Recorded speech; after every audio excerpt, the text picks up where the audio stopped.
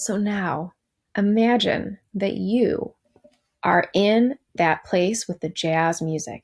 You're inside at one of the tables that's been in our Bitmoji classroom slides, and you hear the jazz music playing. You hear some really exciting things in the music. You hear all of these different musical ideas that you hear from the musicians playing. In jazz music, we have so many different kinds of musical ideas, but one of the things that we hear a lot is call and response. When a musician plays an idea and another musician plays an answer and response. We see this a lot in our everyday lives. For example, someone asks you a question like, "What is your name?" Or, "What's your favorite food?" Well, your answer is going to be different than the people around you usually. So, for example, I would say, "What's your name?" And you would say, "Your name." So the call is the question and the response is the answer. Now, if someone said, "What's your name?"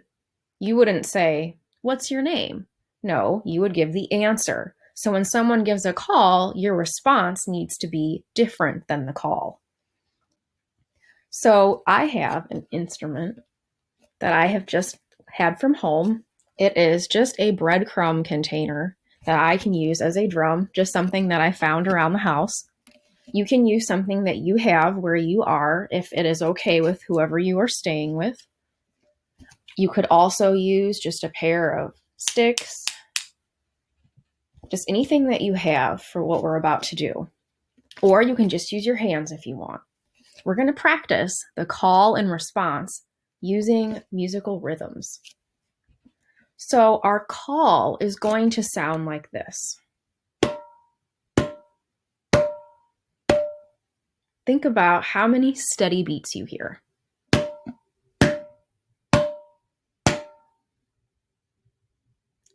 4. 4 steady beats. So we have a very simple call rhythm. Remember, the call is the question. The response is going to be your answer to that question. And the answer is going to be different depending on who you are. So you need to make sure your rhythm is different. So I'm going to play the call rhythm, and then when it's your turn, you're going to play the response. I'll do this one this time to show you what I mean. So here I go. This is the call rhythm we would all play. And then here's the response. So my response had 4 steady beats, but it was different than my call rhythm. Some of my steady beats had 2 sounds, or a TT or 2 eighth notes.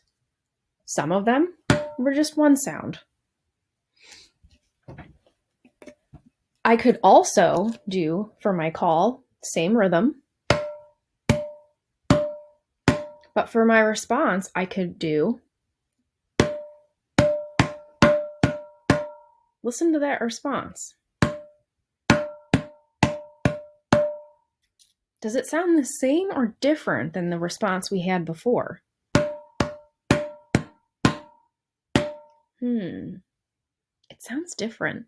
That's because the response is us making up that rhythm, and it is different.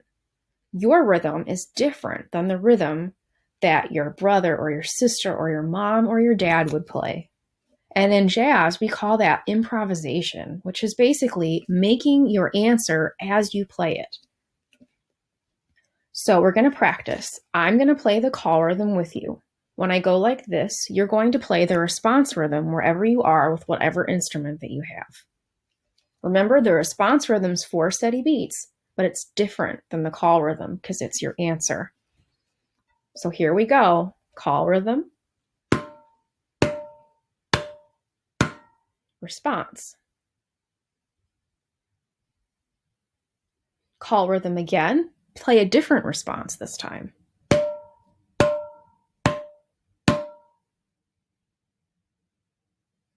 One more. Call rhythm together. Response. Awesome. So now we have some understanding of improvisation or making up a response to a question while we're playing. And this is used so often in jazz music. So now we are ready to go ahead to our next slide.